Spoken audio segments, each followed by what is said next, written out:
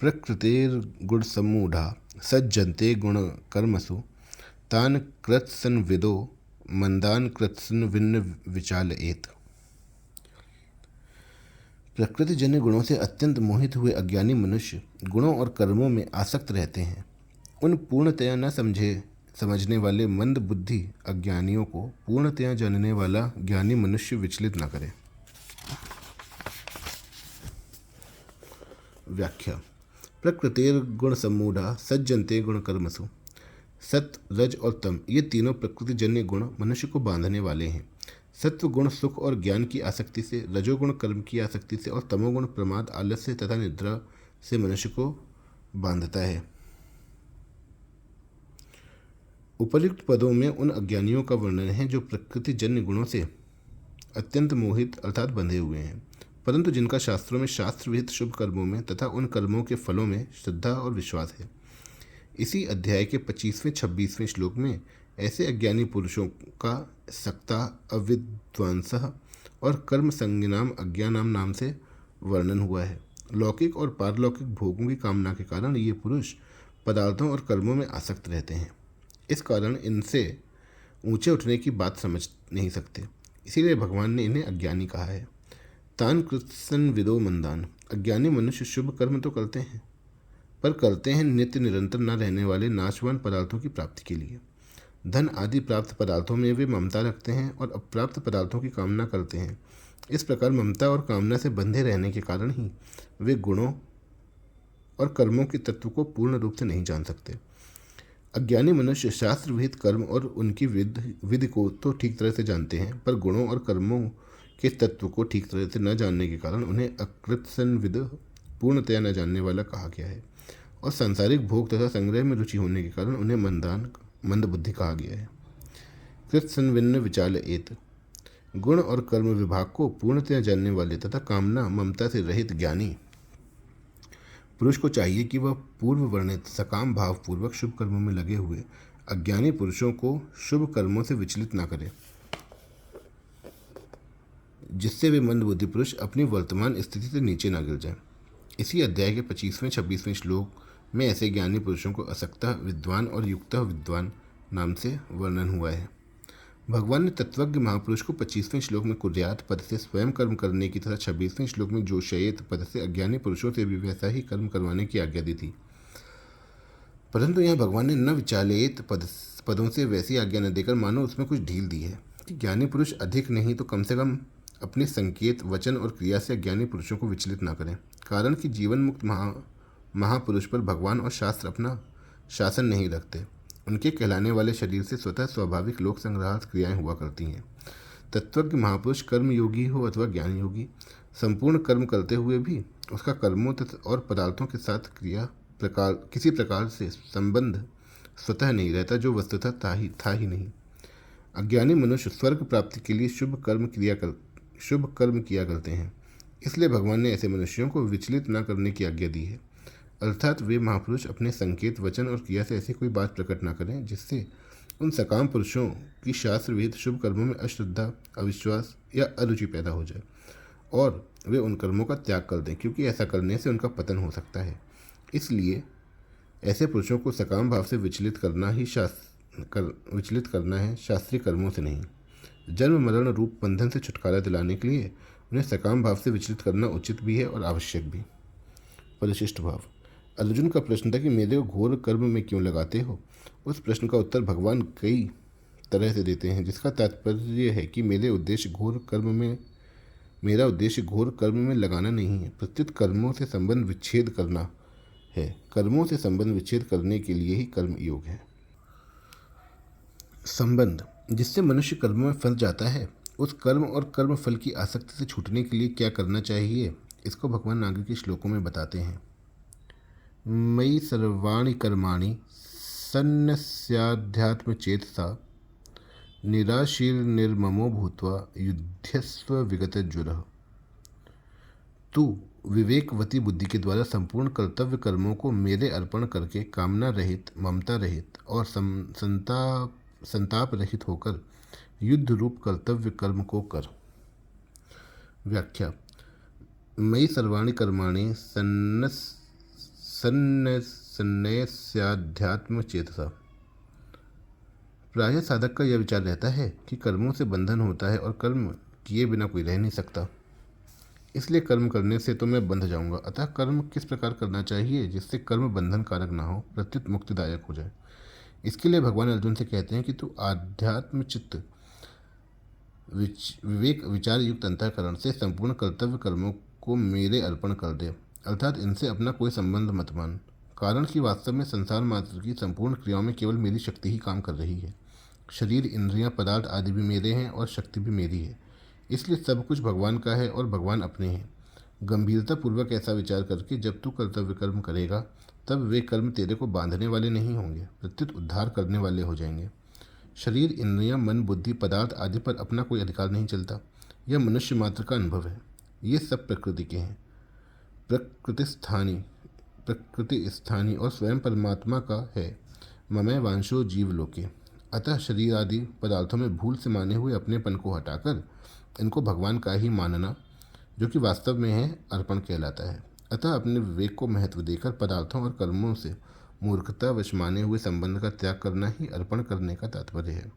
अध्यात्म चेतसा पद से भगवान का यह तात्पर्य है, किसी भी मार्ग का साधक हो उसका उद्देश्य आध्यात्मिक होना चाहिए, लौकिक नहीं। वास्तव में उद्देश्य या आवश्यकता सदैव नित्यत्व की होती है और कामना सदैव अनित्यत्व, उत्पत्ति विनाशील वस्तु की होती है। साधक में उद्देश्य होना चाहिए, कामना नहीं। उद्देश्य वाला अंतःकरण विवेक विचार युक्त ही रहता है। दार्शनिक अथवा वैज्ञानिक किसी भी दृष्टि से यह सिद्ध नहीं हो सकता कि शरीर आदि भौतिक पदार्थ अपने हैं। वास्तव में ये पदार्थ अपने और अपने लिए है ही नहीं, प्रत्युत केवल सदुपयोग करने के लिए मिले हुए हैं। अपने न होने के कारण ही इन पर किसी का आधिपत्य नहीं चलता। संसार मात्र परमात्मा का है, परंतु जीव भूल से परमात्मा की वस्तु को अपनी मान लेता है और इसलिए बंधन में पड़ जाता है। अतः विवेक विचार के द्वारा इस भूल को मिटाकर संपूर्ण पदार्थों और कर्मों को अध्यात्म तत्व का स्वीकार कर लेना ही अध्यात्म चित्त के द्वारा उनका अर्पण करना है। इस श्लोक में अध्यात्म चेतसा पद मुख्य रूप से आया है। तात्पर्य यह है कि अविवेक से ही उत्पत्ति विनाशशील शरीर अपना दिखता है। यदि विवेक विचार पूर्वक देखा जाए तो शरीर या संसार अपना नहीं दिखेगा, प्रत्युत एक अविनाशी परमात्मा तत्व ही अपना दिखेगा। संसार को अपना देखना ही पतन है और अपना न देखना ही उत्थान है। दव्यक्षरस्तु भवेन मृत्युर्त्र्यक्षरम ब्रह्म शाश्वतम ममेति च भवेन मृत्युर्न ममेति च शाश्वतम। दो अक्षरों का मम, यह मेरा है ऐसा भाव मृत्यु है, और तीन अक्षरों का न मम, यह मेरा नहीं है ऐसा अमृत सनातन ब्रह्म है। अर्पण संबंधी विशेष बात। भगवान ने मई सर्वाणी कर्माणि संन्यास्य पदों से संपूर्ण कर्मों को अर्पण करने की बात इसलिए कही है कि मनुष्य ने करण, शरीर, इंद्रियां, मन, बुद्धि, प्राण, उपकरण, कर्म करने में उपयोगी सामग्री तथा क्रियाओं को भूल से अपनी और अपने लिए मान लिया, जो कभी इसके थे ही नहीं, ना होंगे और नहीं हो सकते भी नहीं।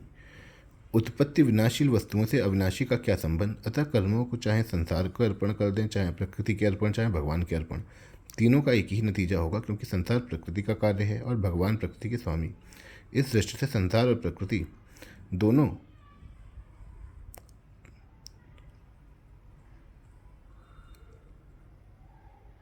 भगवान के हैं। अतः मैं भगवान का हूँ और मेरी कहलाने वाली मात्र वस्तुएं भगवान की हैं।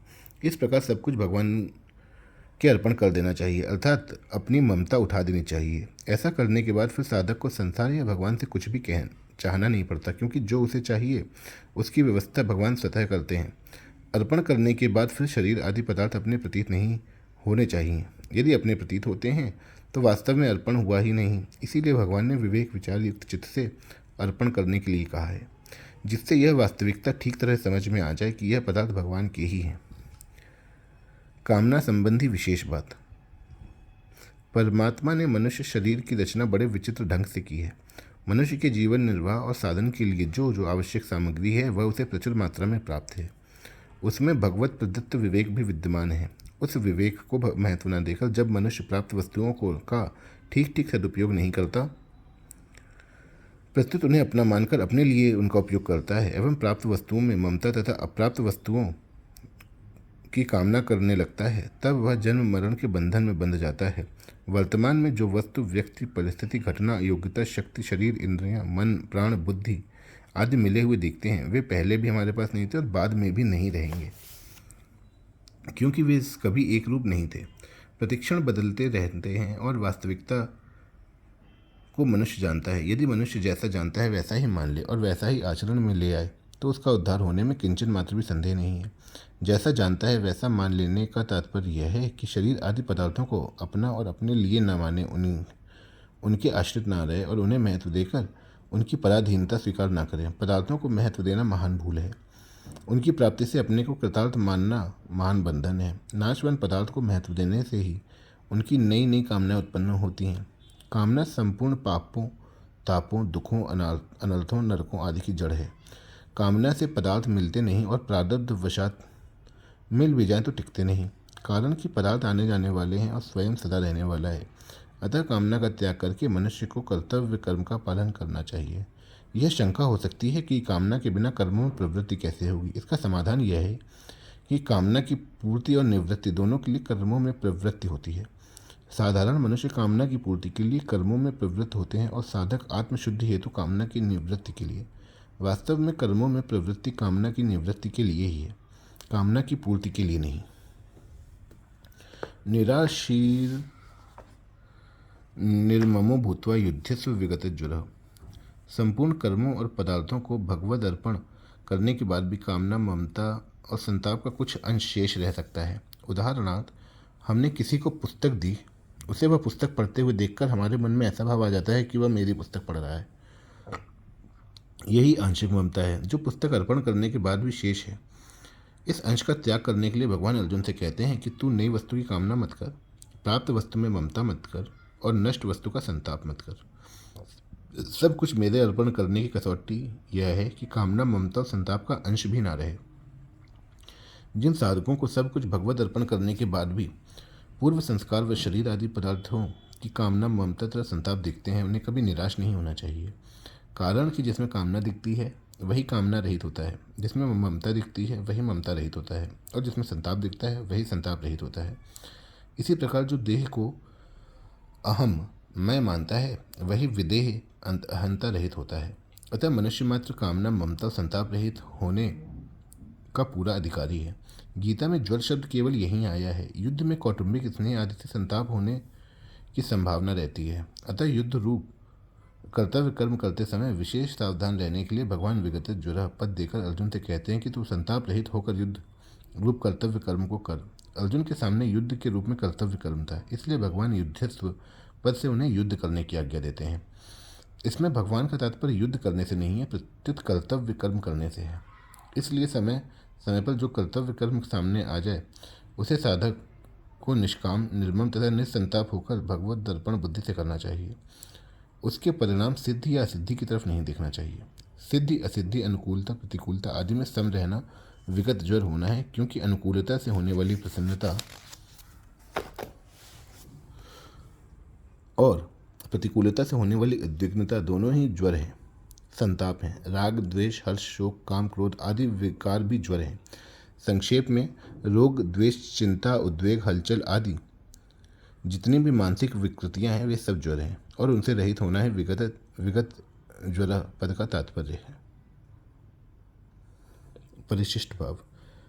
अब तो भगवान ने अर्जुन के प्रश्न मुझे घोर कर्म में क्यों लगाते हो का ही कई तरह से उत्तर दिया। अब इस श्लोक में भगवत निष्ठा के अनुसार कर्म करने की विधि बताते हैं। संपूर्ण कर्मों को मेरे अर्पण कर, ऐसा कहने का तात्पर्य है कि क्रिया और पदार्थ को अपने और अपने लिए न मानकर मेरे लिए और मेरा ही मान। कारण कि भगवान समग्र हैं और संपूर्ण कर्म तथा पदार्थ समग्र भगवान के ही अंतर्गत आते हैं। उस समग्र भगवान के लिए ही यहाँ मई पद आया है। इस श्लोक में मई सर्वाणि कर्माणि संन्यस्य पदों में भक्ति योग की, अध्यात्म चेतसा पद में ज्ञान योग की और निराशीर निर्ममो भूत्वा युद्धस्य विगत ज्वर पदों में कर्म योग की बात आई है।